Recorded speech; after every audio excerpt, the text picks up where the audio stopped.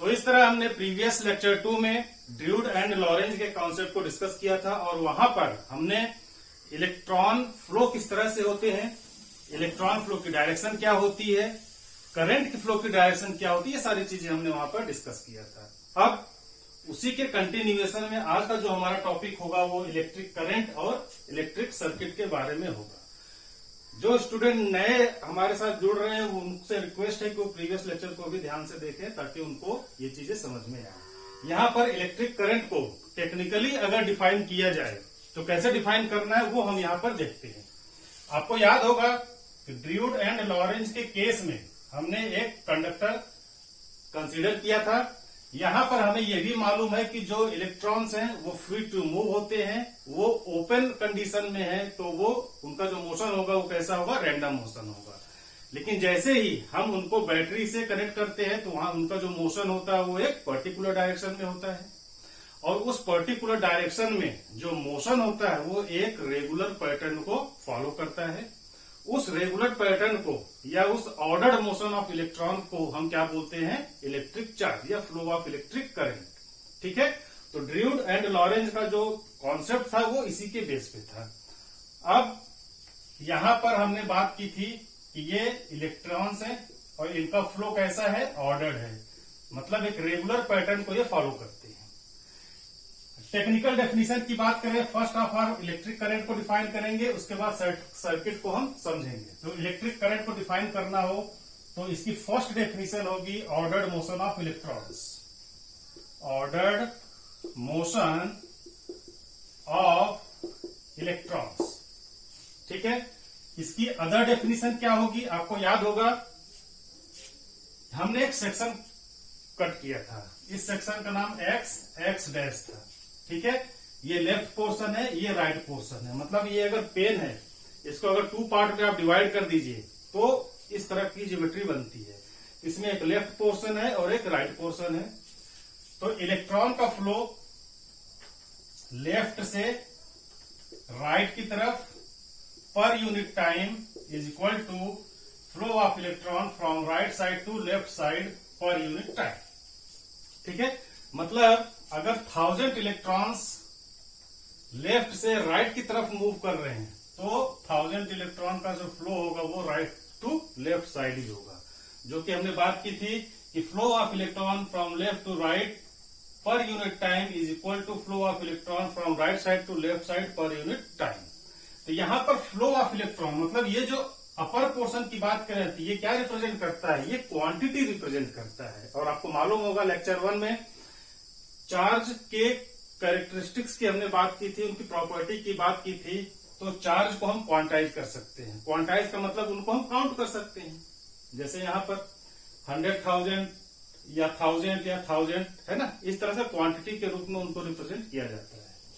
तो इसको अगर फर्दर हम डेवलप करें तो क्या होगा, charge per unit time, flow of charge, flow of charge per unit time, पर यूनिट टाइम।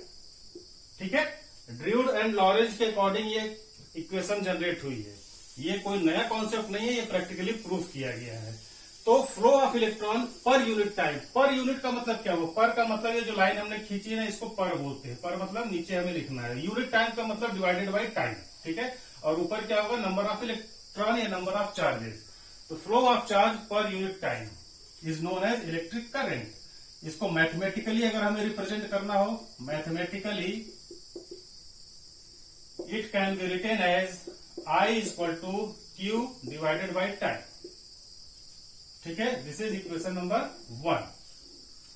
अगर एग्जाम में आपको डेफिनेशन लिखना हो, आपको डेफिनेशन नहीं मालूम, आपको ये फार्मूला मालूम है, तो इस फार्मूले से भी आप इसकी लैंग्वेज लिख सकते हैं। यहां पर Q क्या है, चार्ज फ्लो, Q को हम क्या बोलते हैं, चार्ज या इलेक्ट्रिक चार्ज।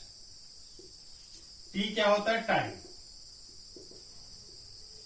और I क्या है, करंट। I क्या होता है, करंट। करंट को हम I से रिप्रेजेंट करते हैं। ये सिंबल आपको याद रखना है, बार बार हम करंट, टाइम और चार्ज नहीं लिखेंगे, सिर्फ Q, I, T ये सब चीजें लिखी जाएंगी। तो I equal to Q divided by time, यानी charge flow per unit time is known as electric current. ठीक है, इसकी जो अदर डेफिनेशन होगी, this is definition number 2। And the third definition है वो क्या है, यहां पर हमने बात की अमाउंट की, तो amount of electric charge, amount of charge flow per unit time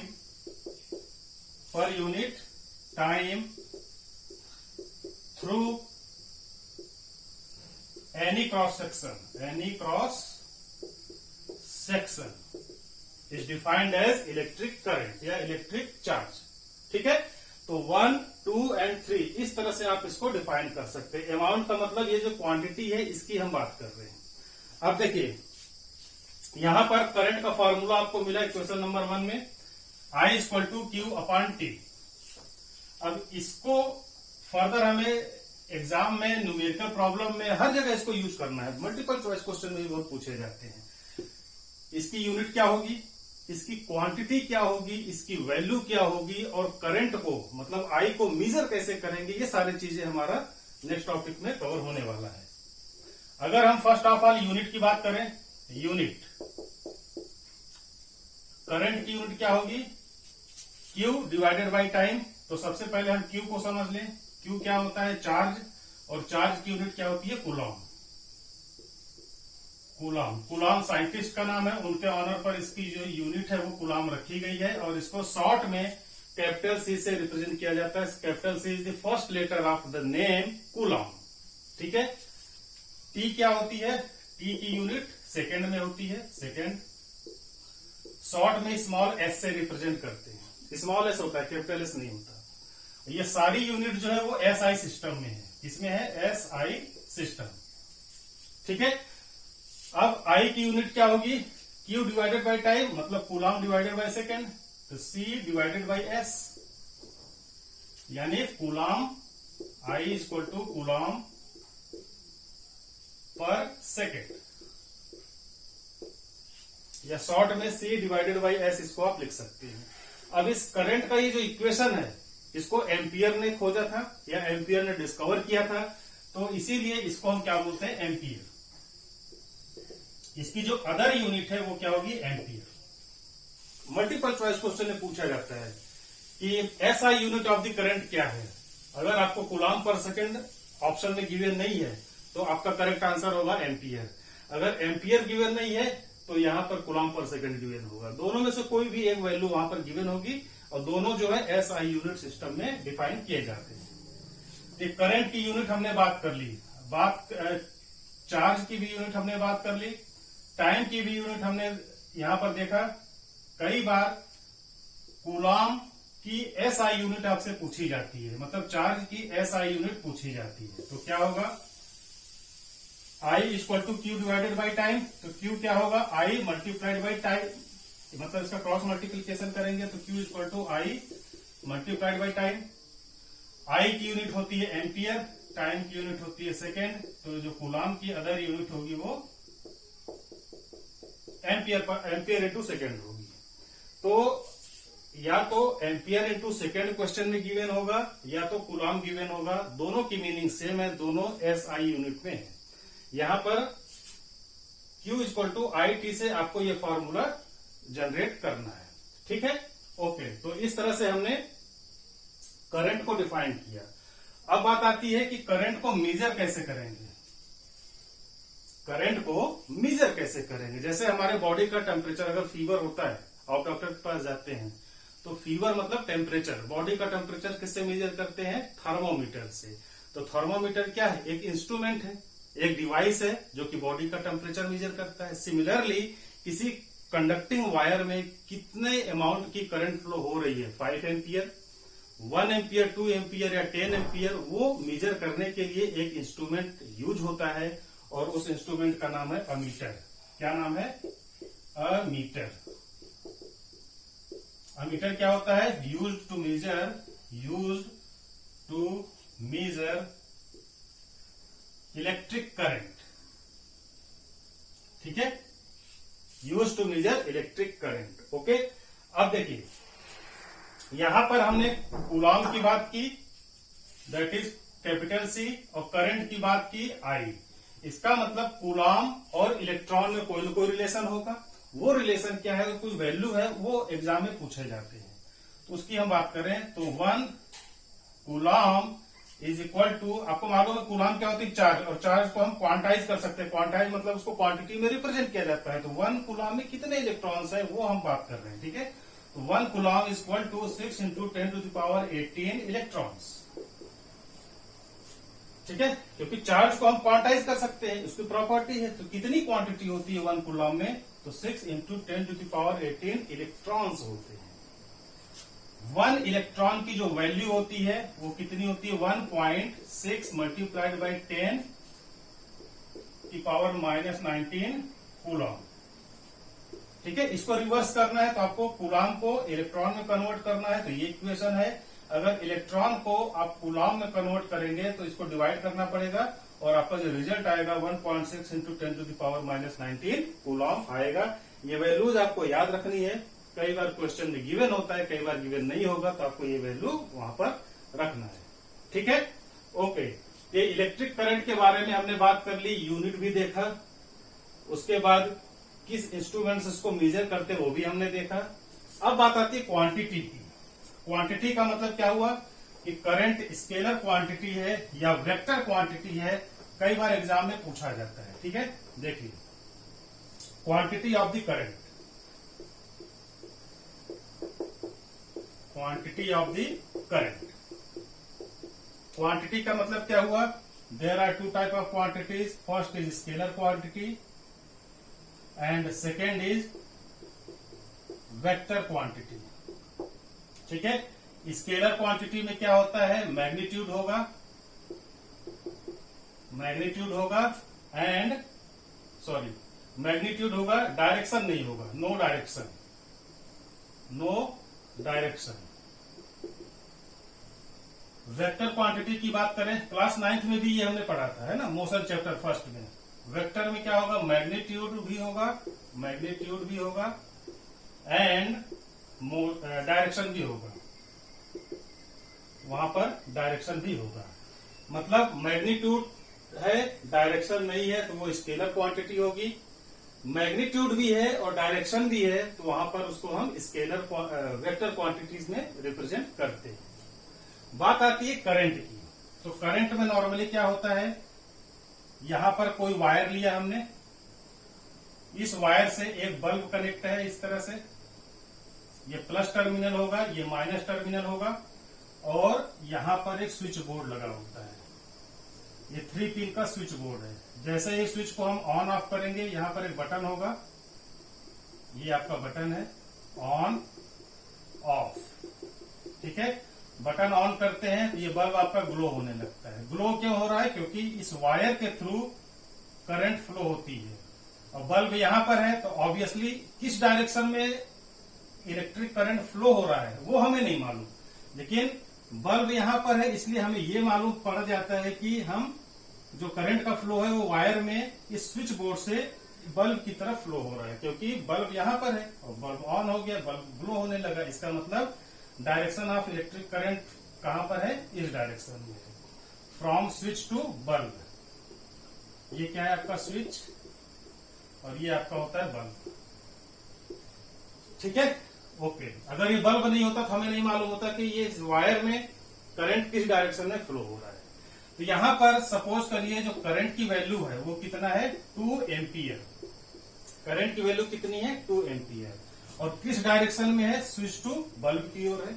इसका मतलब यहां पर मैग्नीट्यूड भी है, ये 2 क्या है, ये मैग्नीट्यूड है, और डायरेक्शन क्या है, स्विच टू बल्ब, तो मैग्नीट्यूड भी है और डायरेक्शन भी है। तो किस कैटेगरी में आता है, ये वेक्टर क्वांटिटी की कैटेगरी में आता है, ठीक है। तो जब मल्टीपल चॉइस क्वेश्चन में हमारे सामने ये क्वेश्चन पूछा जाता है, तो नॉर्मली स्टूडेंट इसको वेक्टर क्वांटिटी टिक करके आते हैं, जो कि गलत है, which is the wrong answer. या जो करंट है वो स्केलर क्वांटिटी होती है, ये आपको याद रखना है। करंट क्या है, स्केलर क्वांटिटी होती है, और इसका रीजन क्या है, because current does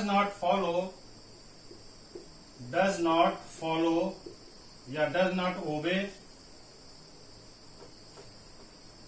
the vector law, है ना, does not obey the vector law, the vector law.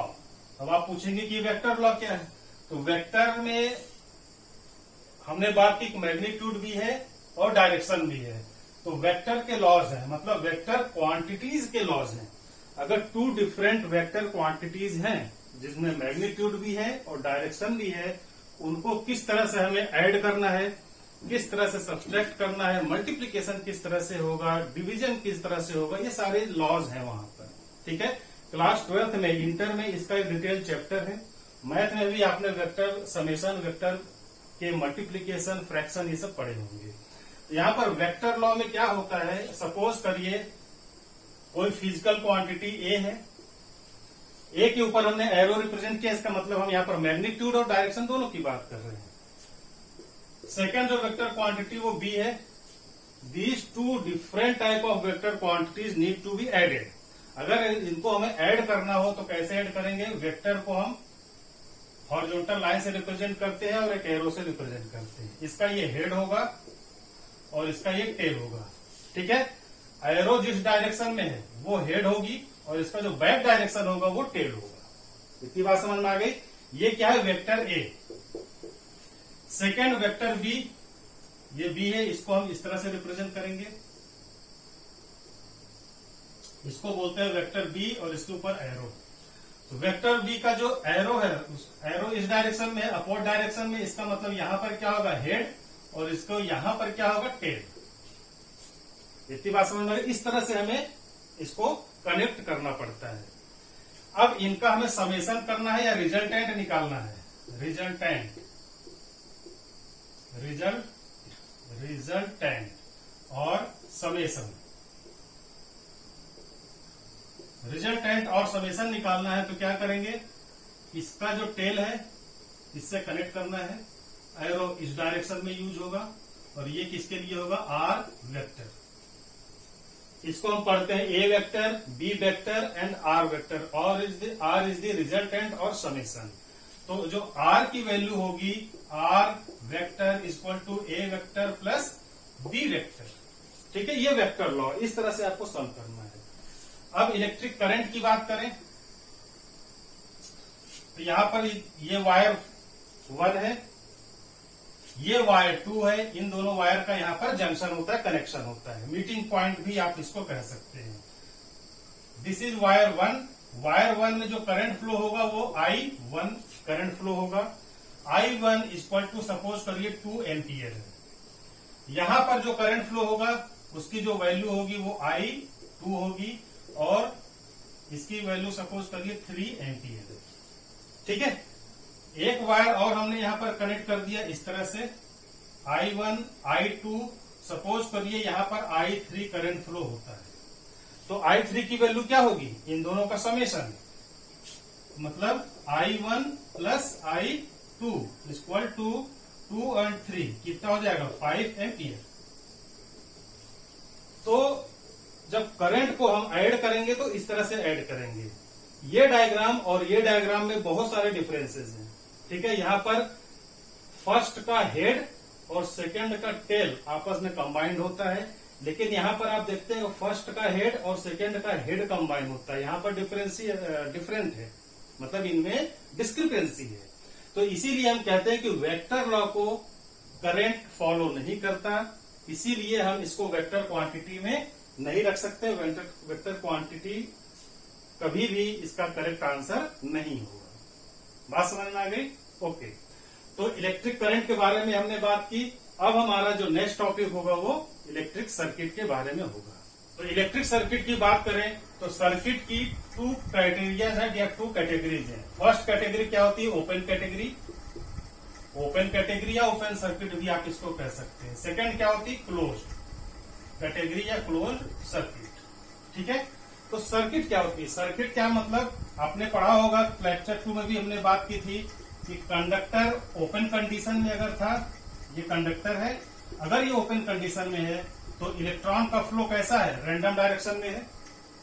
मतलब यहां पर करंट फ्लो नहीं हो रहा। लेकिन जैसे ही हम इसी कंडक्टर को हम किसी बैटरी से कनेक्ट करते हैं इस तरह से, ठीक है, यहां पर प्लस होगा, यहां पर माइनस होगा, और यहां पर स्विच भी लगे होते हैं। यहां पर क्या होगा, स्विच, या इसको के से रिप्रेजेंट करते हैं। के मतलब के मतलब की, ऑन ऑफ वाली जो बटन होती है उसको इस तरह से रिप्रेजेंट किया जाता है। उसके बाद हमने बात की थी कि एक अमीटर यहां पर लगाते हैं ताकि करंट कितना फ्लो हो रहा है वो हमें पता चले, और अमीटर को हम ए से रिप्रेजेंट करते हैं। ये इंस्ट्रूमेंट हो गया। अब जैसे हम की को ऑन करते हैं करंट फ्लो होने लगता है, जैसे की को ऑफ करते हैं करंट फ्लो बंद हो जाता है। ऑन ऑफ का मतलब सर्किट को ब्रेक करना। अगर ऑन है तो यहां पर ये वायर अंदर से कनेक्ट होते हैं, और आपकी यहां पर जो बल्ब लगी होगी वो ग्लो होने लगती है। ठीक है, फिर से समझिए, अगर ऑन है तो सर्किट कंप्लीट होता है, इसको हम बोलते हैं क्लोज्ड सर्किट। ठीक है, अगर ऑफ हमने किया मतलब हमने सर्किट को ब्रेक किया। सर्किट क्या होती है, ब्रेक हो जाती है। और जब सर्किट ब्रेक होगी तो करंट फ्लो नहीं होगा, और करंट फ्लो नहीं होगा तो आपका बल्ब ग्लो नहीं होने वाला। तो यहां पर ये ओपन सर्किट है, और यहां पर ये क्या है, क्लोज्ड सर्किट की कैटेगरी में आता है। ठीक है, तो सर्किट की अगर बात करें तो क्या होगा, स्ट्रेट लाइन या पाथ जिसके थ्रू करंट फ्लो होता है उसको हम क्या बोलते हैं, सर्किट। यहां पर हम इसको लिख सकते हैं कि पाथ और line through which electric current flows, electric current flows. ठीक है, तो सर्किट को डिफाइन करना हो तो पाथ और line through which electric current flows is known as electric circuit. There are two categories या two type of circuits. First is open circuit and another one is closed circuit. Open circuit में क्या होता है, no current flows, यहां पर कोई current flow नहीं हो रहा है, इसीलिए इसका जो मोशन है इलेक्ट्रॉन का वो रैंडम है। तो ओपन सर्किट में नो करंट फ्लोज। ठीक है, क्लोज्ड सर्किट की बात करें, यहां पर क्या होता है, continuous flow of electric current. Continuous flow of electric current in a particular direction,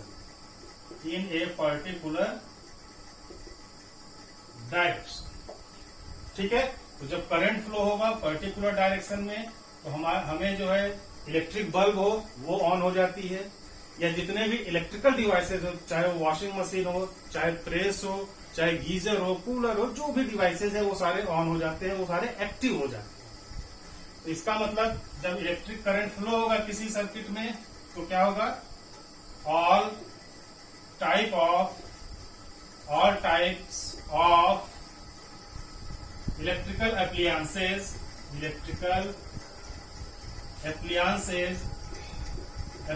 का मतलब गीजर, कूलर, वॉशिंग मशीन है ना, एप्लियंसेस आर एक्टिव या become active. Light bulb and also light bulb is glow, light bulb is glow या light bulb glows, है ना, glows. इस तरह से इसको हम लिख सकते हैं। तो सर्किट कुछ नहीं है, सर्किट जो है सर्किट को हम डिफाइन करना हो तो पाथ और line through which electric current flows. Open circuit होती है, क्लोज सर्किट होती है। ओपन सर्किट में नो करंट फ्लो होता है, क्लोज सर्किट में continuous flow of electric current होता है, और उसका जो डायरेक्शन है वो ऑर्डर्ड मोशन होता है, पर्टिकुलर डायरेक्शन होता है। और जब किसी भी सर्किट में इलेक्ट्रिक करंट फ्लो होगा तो वहां पर all type of electrical appliances are active, सभी एक्टिव हो जाते हैं। एक्टिव का मतलब वो ऑपरेट करने लगते हैं। And also light bulb glows. ठीक है, लाइट बल्ब इसलिए क्योंकि हमने यहाँ पर शो किया हुआ है। बात समझ में आ गई? ओके।